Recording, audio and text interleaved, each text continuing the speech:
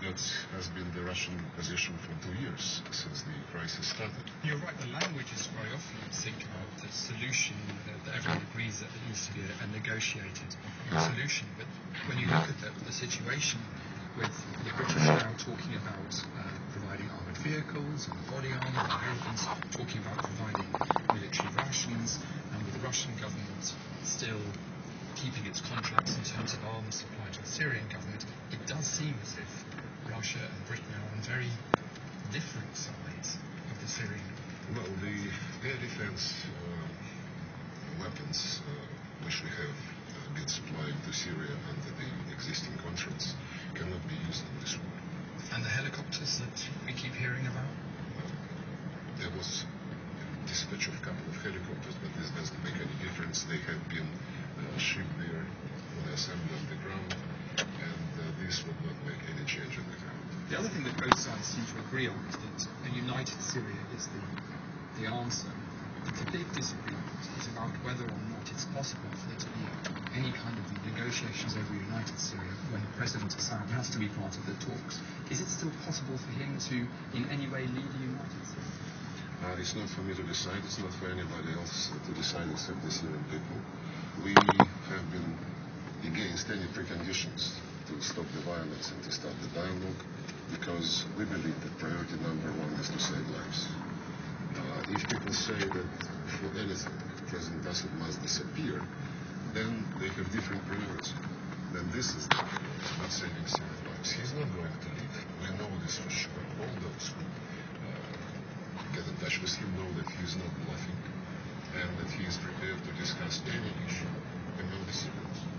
If he can't still lead a united Syria, can he, after all that bloodshed, after so many of the Sunni community losing faith with him? Once again, I can only say what I just stated. It is not for us to decide who should lead.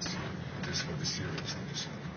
And I am glad that the latest gestures from the opposition and statements from some of those who support their position hint that they would be prepared to start negotiations without asking for President Assad to step down.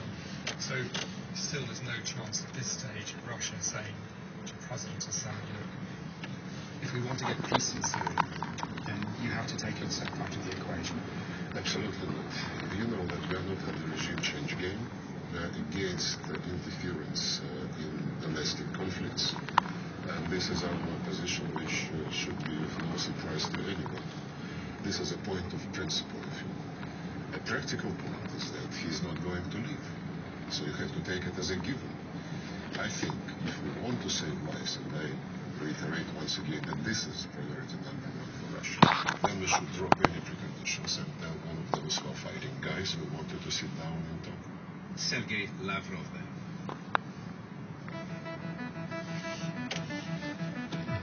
Distribution of the BBC World Service News Hour in the U.S. is made possible by American Public Media, producer and distributor of award-winning public radio content, with support from Medtronic, honoring Wired International's medical and healthcare information and education in developing and more effective regions. More on Facebook by searching Medtronic NCD. BBC on WNYC and New Jersey Public Radio. Winter weather advisory in effect until noon today. Snow this morning. We'll give way to a mixture of rain and snow this afternoon. Getting up to about 38 degrees. 1 to 3 inches of snow possible in the city of much of New Jersey. More, closer to 3 to 6 inches possible north and east. The weekend is looking very different, though. Getting up to a mostly sunny 51 degrees tomorrow. And Sunday, more clouds and sunrise in the upper 40s. Right now it's snowing 32 degrees. It's 9:50. You're listening to News Hour, the BBC World Service. As I stood in my lonely bedroom at the hotel, trying to tie my white tie myself, it struck me for the first time that there must be whole squads of chappies in the world who had to get along without a man to look after them. I'd always thought of these as a kind of natural phenomenon. But by Jove, of course, when you come to think of it, there's quite a lot of fellows who have to press their own clothes themselves, haven't got anybody to bring them tea in the morning and so on. It was rather a solemn thought, don't you know? Only to say, ever since then, I've been able to appreciate the frightful privations that fall into skin. These solemn, finely crafted words of P.G. Wodehouse, one of the most popular English comic writers of the last century. aristocrats and clever servants, but also his inimitable comic style. So it's something of a surprise that the English writer Sebastian Faulks has agreed to write a Woodhouseian sequel, Jeeves and the Wedding Bells. Harry Mount is a journalist, author, and self-confessed obsessive Woodhouseian. So does he think this is a good idea? No, I think it's a complete disaster of an idea. Not that I've got anything against Sebastian Faulks. I think he's a very good writer, and I can read his Bonds. All is very good. But you just used the word inimitable, and he used the word inimitable of Woodhouse, and he is. He's extremely hard to imitate. He makes things look extremely easy, but actually it's very, very, very hard to do. So your concern is that even a very good writer would not be able to do it justice? I was, in more general terms, the very idea of trying to carry on his work. Well, I think imitation of any great art is never going to be as good as the original. I don't think there's anything wrong innately in trying, but I think it's almost impossible to match up to the original. He's so extremely brilliant, Woodhouse. Those similes, the famous similes he uses, they seem to be so easy and knocked off very easily, but actually if you try and do them, anyone tries and does them, they come off very, very flat. It's funny that actually Boris Johnson can do it very well. It's an extremely difficult thing to do, and on top of that, Perhaps he should be writing a sequel. well, he might, but again, I'm not sure he's got the time. But it's actually He's very running low. exactly, but it's very hard to make things look quite so easy.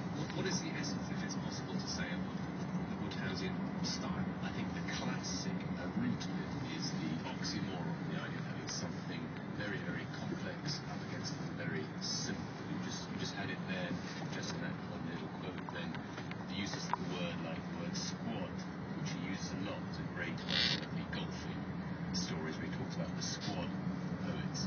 Brilliant choice of words. And it has some very, very complex, often a Latin word up against very simple Anglo-Saxon words. And what about the subject matter, this kind of clash of class, really? You know, the smart servant and the ditzy master who's being helped out with all sorts of scrapes. Is that something that just doesn't resonate anymore? No, I think it does. Woodhouse's books, actually, they're not selling as well as they used to. They sell very well. And I think people, in a way, don't think of them really as sort of class obsessed. They think of them as fantasy, because actually the world he describes is nothing like the world even in the 20s or the first half of the 20th century. So it's the same sort of fantasy world that appeals in Harry Potter's prep school. So it's not a love of class that means people reason. It's a love of comedy. And briefly, interestingly, this apparently is an initiative of the family. They want this to happen. Yeah, I think it's the estate that looked after his work very well over the last 40 or so years since he died. And as I say, sales have been dipping slightly, but they're still very popular across the world. So I imagine this is a bid, completely fair enough, to try and sort of resurrect sales. But actually, if I was to say to any of your readers, read one of his 90 or so books rather than an imitation. And journalist Harry Mount. Well, let's return now to our main story. Today's funeral of Hugo Chavez, as we've been hearing from James Menendez. He won't actually be buried because the late Venezuelan leader's body is set to go on permanent display in a military museum. Place him behind glass and place him in the company of other left-wing leaders such as Lenin, Mao Zedong and Ho Chi Minh. So what do these revolutionary characters see in having their mortal bodies preserved? I've been speaking to Stephen Cave. He's the author of Immortality, the Quest to Live Forever, and how it drives civilization. So first of all, do you think that these men actually wanted to be embalmed? We don't know. Actually, the real precedent setter in this case is Lenin, the first great revolutionary leader who was embalmed. And it seems that he didn't decide himself that that should be his fate, but actually a committee that was set up after he died, called the Immortalization Commission, agreed that this was the only way to guarantee the future of the revolution. So not just have him embalmed, but to have him displayed somewhere prominently. What were their calculations? Why did they think this was so important? Well, I think there are two real reasons why this is important for a revolutionary leader. The first one is that all revolutions are dependent upon charismatic leaders, and so when that charismatic leader dies, they experience a crisis. One way of trying to overcome that crisis, therefore, is to keep the leader as much alive as possible. Now, it might not be very much alive, but at least Lenin was then physically present. As you say,